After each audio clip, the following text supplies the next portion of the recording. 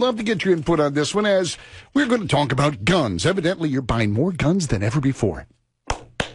Congratulations. No, I mean that. Congratulations. Many of you are overcoming this inappropriate fear, this indoctrination you've gone through by society and I guess family life. I'm not sure. But the New York Times, one of the bastions of liberalism, cannot give up on their quest to eliminate guns from the hands of any law-abiding citizen. And they had quite a hit piece that came out on December 26th. Paul Valone is the president of Grassroots North Carolina. He joins us right now. Paul, thank you, and welcome to the show. Thanks for having me, Bill. Well, the New York Times, they did do a nice hit piece, didn't they? I guess people in North Carolina who have permits to carry guns are nothing but a bunch of criminals. That's exactly why I call it a hit piece. Basically, I interviewed with the New York Times reporter extensively. His name is Michael Luo, and it became clear to me exactly what he had in mind. What he's done, basically, he's used flawed methodology, he's misused anecdotal data, and he's completely and selectively ignored all the facts that I gave him during the interview. Oh, typical New York Times guy. Very thorough, I guess, yes. Yeah. Luo claims to have done data matching between the concealed handgun permit holder database and a criminal record database, and he claims to have found, quote, more than 2,400 matches, including, quote, more than 200 felons, of which 10 are supposedly homicides, including 8 murder and 2 manslaughter. Sounds pretty awful. Sounds like we're all a bunch of criminals, those of us who have concealed handgun permits, doesn't it? Yeah, clear it up for me, because I can't believe this is true. Well, here's some of the problems. First off, that means that of that 2,400, 2,200 were misdemeanors. Now, many of those misdemeanors are not disqualifying for a concealed handgun permit. Here's an example of some misdemeanors that could be included in his data set. Assisting a student cheat, theft of cable TV, injury to trees, crops, etc. of another, taking of sea oats from the land of another without permission, noise, graffiti, nuisance, entering a school bus after being forbidden to do so by the driver. All these people would have been included in the 2,200 that he calls, criminals, but none of these people are even disqualified from having a concealed handgun permit. So now we're down to 200. Pardon me? Now we're down to 200, and by the way, there are some felonies which are specifically exempted, too, under the law, primarily economic stuff having to do with antitrust violations, unfair trade practices, etc. So some of those felonies could be complete crap, too. But the real crux of this is in the methodology of his data matching. Now, when you match two big databases, it's not an easy thing. You have to match a number of parameters. It could be names, addresses. Things like Social Security numbers are very beneficial in order to make sure that you have true hits or actual matches instead of false positives. And certainly he used that. Well, no. Oh, shucks. As this is all came out in the interview, he matched only 4 parameters, and frankly, the names he matched were not even exact matches. So the fact is, he says more than 2,400 and more than 200 because he doesn't know. He doesn't know how many he's got. So, and as a matter of fact, the false positives in a small data set like 2,400 can actually exceed the real one. So it's possible that it's all complete garbage. Now, but of course, we haven't seen his data, so we don't know that. Sure. But Paul, New York Times, surely that they're going to go back and they're going to use better methodology. They've taken what you've said to him, and he's going to really dive in and make sure that the matches are indeed real matches. He could do that, couldn't he? Well, you mean like the 3 previous hit pieces he did on guns that used exactly the same methodology? Probably not then, huh, Paul? Probably not. I went back and looked up his history. This is exactly what he does. What he does basically is he misrepresents this data, and then from it excerpts a few anecdotes that he claims represent a trend. I mean, they're really scary-sounding anecdotes, felons who have guns and this sort of thing. But in fact, they don't represent a trend at all. They're just sort of odd, cases of something like that happening. The biggest kicker is that, in identifying only 4 parameters, that he can get a whole bunch of false positives. So I asked him, I said, Mike, given, how serious these allegations are, given this could result in legislation, how many of these matches, of these 2,400 matches, have you actually verified with the State Bureau of Investigation? His answer, about a dozen. 12. About 12. Yeah. He later upped that to 20 or so in an email to me. But basically, the point is, he doesn't know how many matches No. there really are. So this is a few anecdotes supported by a patina of science to try and make it look like it's real, but it's actually all garbage. The funny part is, if you look at his own exaggerations, and you look at the rates of crime in the people, in the data sets that he comes up with, we have 228,071 permit holders, I think. If you applied normal crime rates, like 5.3 per 100,000 homicide rate in North Carolina, if you applied those to the concealed handgun permit holders, you would find out that concealed handgun permit holders are actually 6 times less likely to commit homicide, 8 times less likely to commit felonies, and 8 times less likely to commit DUI than the general public is. And that's even by Luo's numbers. So his bad methodology, his own numbers actually prop up our argument that gun owners are, for the most part, law-abiding citizens and take that responsibility very, very seriously. Exactly what we've been saying all along. For 16 years, these people have proven themselves sane, sober, and law-abiding.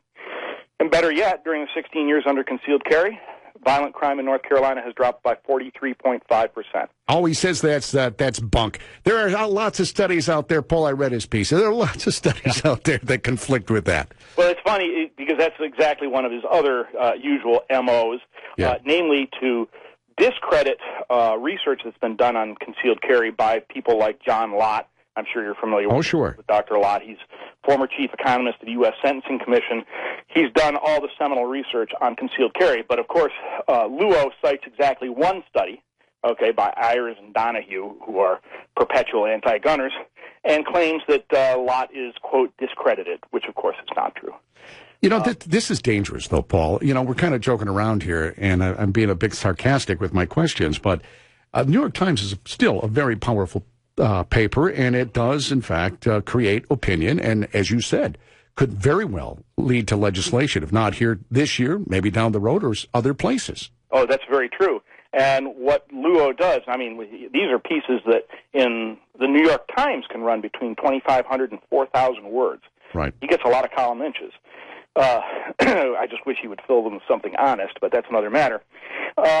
But he's already got the Union County Sheriff here, Eddie Cathy, I believe his name is, calling for new legislation to tighten the loopholes, supposedly, on concealed carry permit issuance.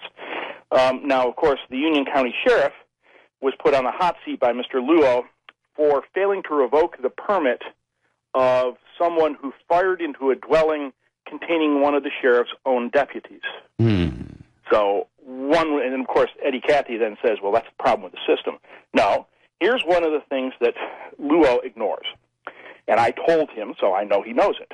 When I was involved in drafting the concealed handgun permit in 1995. When we drafted it, we consented to allowing concealed handgun permits to be linked to driver's license. So that anytime you get pulled over, if you're a permit holder, and they pull up your driver's license, they can see that you are a concealed handgun permit holder. That means anytime a law enforcement officer arrests someone using our de facto national ID, the driver's license, they can immediately determine that this person is a concealed handgun permit holder, and if it's appropriate, they can revoke it or suspend it. So there is already a mechanism in place for this. Sure. But, of course, Luo doesn't want you to know that, so instead he maintains that sheriffs are failing to revoke permits for people who should have had them revoked, and this is an endemic problem, and we need a system for it, etc. And so, yes, the New York Times is very much involved in promulgating legislation. Why? What do you suppose this is? What is it this quest liberals or progressives are on to eliminate, guns from the population? Well, in this particular case, the reason for this hit piece was the advancement in Congress of H.R. 822 for national concealed handgun reciprocity. And as we both know, we've got, I believe it's 37 states now with shall issue concealed handgun laws, non-discretionary laws where people can't be refused a permit if they meet the requirements. And among those states, we are basically bringing in tens and hundreds of thousands of new gun owners, people who would not otherwise have been predisposed to support gun rights. but who now have gotten a concealed handgun permit because they realize, gee, I'm a nurse. I have to cross this darkened parking lot in a bad neighborhood at night. Right. Okay, she gets a concealed handgun permit, and suddenly she's a member of our constituency. And that is one of the main reasons we've been winning so many battles on the gun rights front over the last few years. Well, Paul, I got to tell you, I got to run now, but I thank you for what you're doing. And it's so important that people, when they read garbage like this in a supposedly the paper of record, that it can be debunked quite easily. And the fact that you're willing to take them on and stand really on behalf of all gun owners here in the state of North Carolina, we appreciate it very much, man. Thank you. But we're going to need some help. Yeah. And one of the ways people can help is by coming to our website, checking us out, and joining if they like us. It's www.grnc, like grassrootsnorthcarolina.org. GRNC.org. Thank you, sir. Thank you, sir. Appreciate it. Paul Valone. And it's incredible. Dennis, I mean, it's incredible, isn't it? You're a gun owner. What do you think about this when you see the New York Times put a bunch of crap like this in the paper of record? Well, Bill, I'll tell you, actually, props to the guy you just had on, Paul. He's doing a good job. He is. If you look at three things, all right, the first thing is, if you go to a cemetery, you can stand out there, you can sit in a chair, you can stay on the edge, you can plant flowers, you can run around crazy.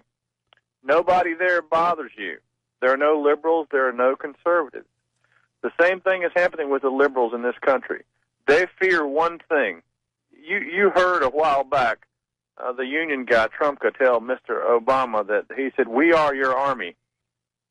And what the liberals fear is an armed, informed constituency, and that's what it's working towards now. They're working the hardest in the highest populated areas, but you do not want informed people, especially conservatives that have guns. The part the New York Times left off was that, and all these gun owners are conservatives. They didn't tell you. They didn't tell you that. And I refer back. The original comment was, in the cemetery, nobody bothers you. It doesn't matter if they're a gun owner, if they're a liberal, if they're conservative, if they're whatever their religious background is. They don't bother you, and they're concerned about that because they also don't vote. Yeah, Dennis, listen, I think you're making a good point. I'll let you go, buddy. Yeah, I appreciate it. I think he's onto something there. There's something more, because certainly the data and common sense wouldn't dictate that the path they're on makes any sense. You know what? I think I might be able to prove that. Yes, I think I might be able to prove that. When we come back, I want liberals out there, those people who are so anti-gun, just walking past a gun show, a gun store, gives you shivers up your spine. That just a mention of me saying gun and child in the same sentence, somehow you just tune out. I'm going to play you a real-life story. I would like to hear from you.